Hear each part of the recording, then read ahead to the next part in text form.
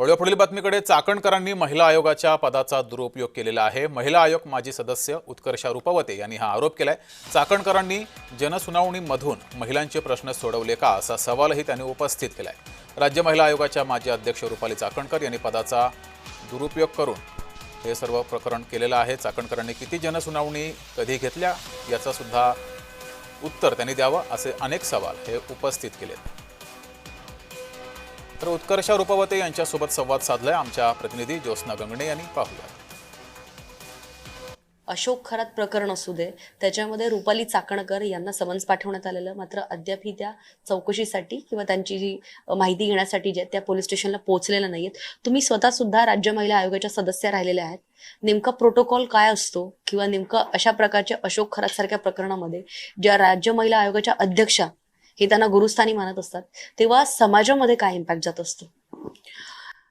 सामाजिक जीवनामध्ये असताना किंवा राज्य महिला आयोगासारखं एखादं संविधानिक पद तुम्हाला असताना तुम्ही जे सांगताय, भाषणातून वारंवार रटवताय, पोपटासारखे जे बोलताय, शाहू फुले आंबेडकर सांगताय, महिलांना सांगताय की संविधान वाचा, पोट्टा पुराण बाजूला ठेवा, आणि तुम्ही जेव्हा खरं तुमच्या पर्सनल आयुष्यामध्ये तुम्ही चार भिंतीमध्ये काय करता, तुम्ही देवपूजा करता, त्याला कोणाचा विरोध नाही।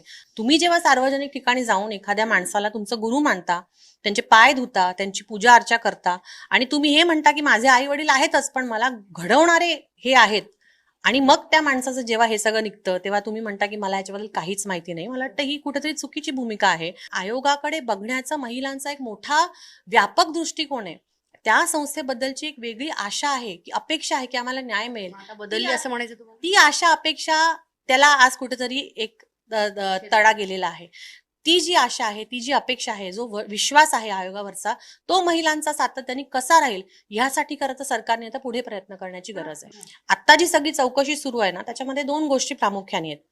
बाळासाहेब आंबेडकरांनी पण त्यांच्या पीसी मध्ये सांगितलेलं होतं की फक्त रुपाली चाकणकरांना पदावरून हटवलं म्हणजे हे सगळे प्रश्न मिटतील, ही गोष्ट नाहीये।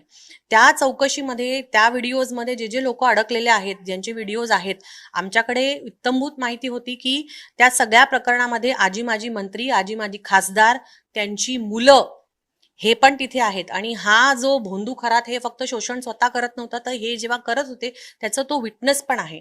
खूप साऱ्या अशा गोष्टी आहेत की ज्या अजून चौकशीमध्ये येत आहेत पण त्याच्याबद्दलची माहिती आपल्यापर्यंत नाहीये।